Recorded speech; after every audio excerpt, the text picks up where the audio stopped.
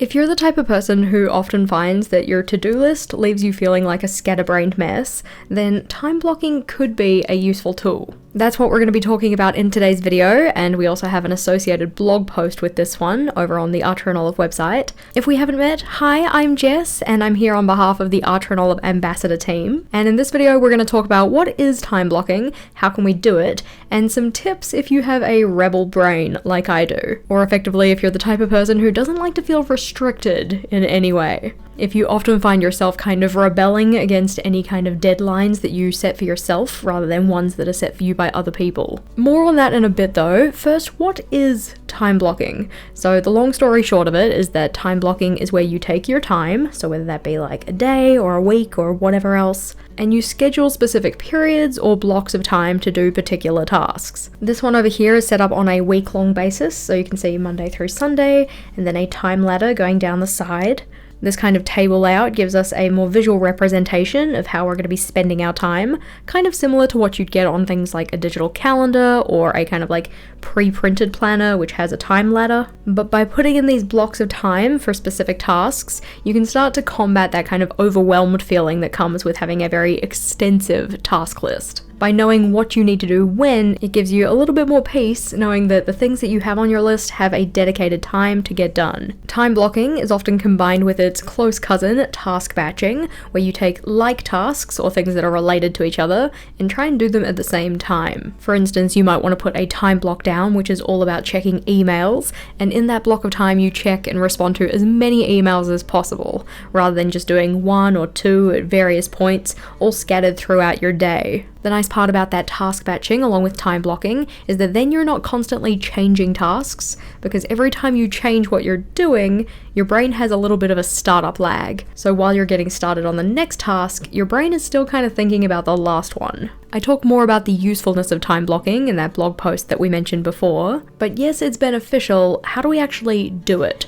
So the first step you're going to want to take is deciding on your time blocking time frame. This one is notably set up for a week, but you might want to just do it for a day or a couple of days. Often if we extend the time frame out, it's a little bit harder to predict what, Sunday us is going to need when we're dealing with Monday us. Especially when you're just starting out with time blocking and just getting used to the process, it can be useful to focus either on just a day or a couple of days. Once you know your time frame though, then you're going to want to draw up your schedule. Now, as shown, we have the times running down one side here and the days of the week along the top. That's a pretty typical structure. But if you don't want to draw it out yourself, you can of course use something like a printable table. We've got this one over on the blog post too, just there as a free download. This one's set up so it has 24 hours down the side in half-hour blocks and the days of the week across the top. But once you've drawn up, or in this case printed off your schedule, then we're going to want to put in the fixed appointments.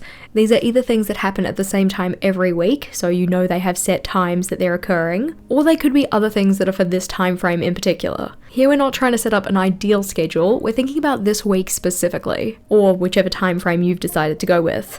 In that time frame, what is going on? Do you have any events or appointments or meetings, ones that have specific times where they're happening? We want to make sure that we put those onto the schedule so that we don't try and schedule time blocks within those time periods. There's no point in trying to schedule your emails at a time that you can't do them. Here I've put in the spaces where I'm going to be sleeping, hopefully, and any of the other appointments that I have this week that I know are going to take me away from being able to do other work. To colour those in, I'm just using some Art Journal calligraphs, and if you wanted to get yourself anything from Art Journal, remember you can use my code JASHIKARIN10 for 10% off, because we love savings. When I put these blocks in, I like to use colour coding, so for instance the sleep is all in that kind of more subdued blue colour, whereas community events like live streams and hangouts, and also a meeting I have for work, those are in the brighter blue. And then in terms of social outings, I've got some purple in there as well. I always like social outings to be in my favourite colour. In terms of putting in your scheduled events though, you can also put in things that you try and do at the same time each week or each day. So for instance, if you're trying to make sure that you're having meal times at set times of the day, then you don't want to schedule work during your meal times.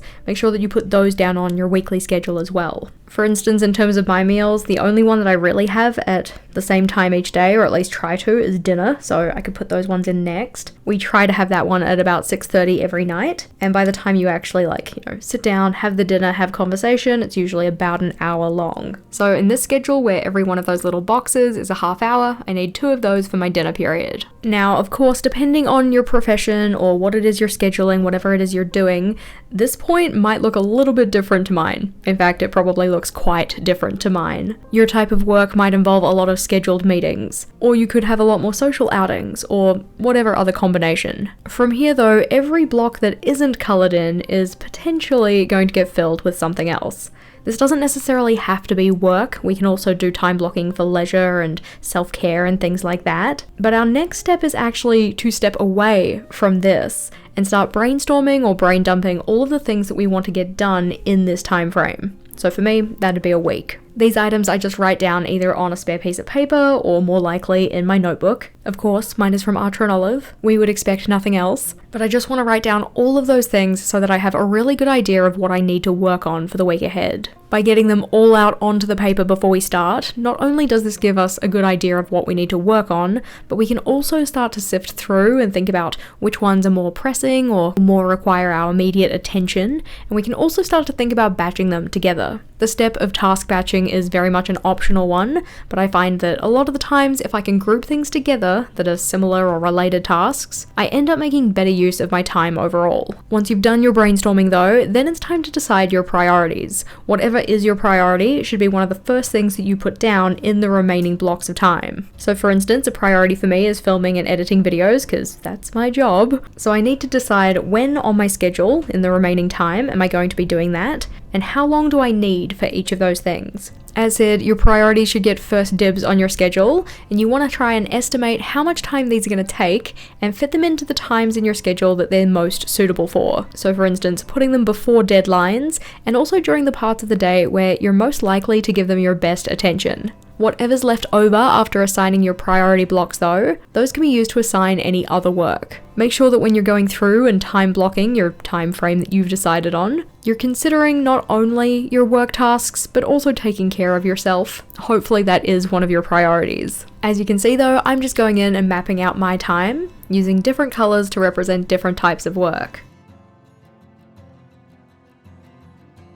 Now as I have this rather colourful looking layout though, I can take this information and transfer it into my journal so that I know what I'm doing on which day. To give you an idea of what this one actually is for me, these brown blocks here are administrative work, so planning, preparing, that kind of thing. Anything in this kind of green colour is a filming block where I can film my videos, and then anything in the dark blue is an editing block where I can, funnily enough, edit them. This purple block is work on a course that I'm releasing.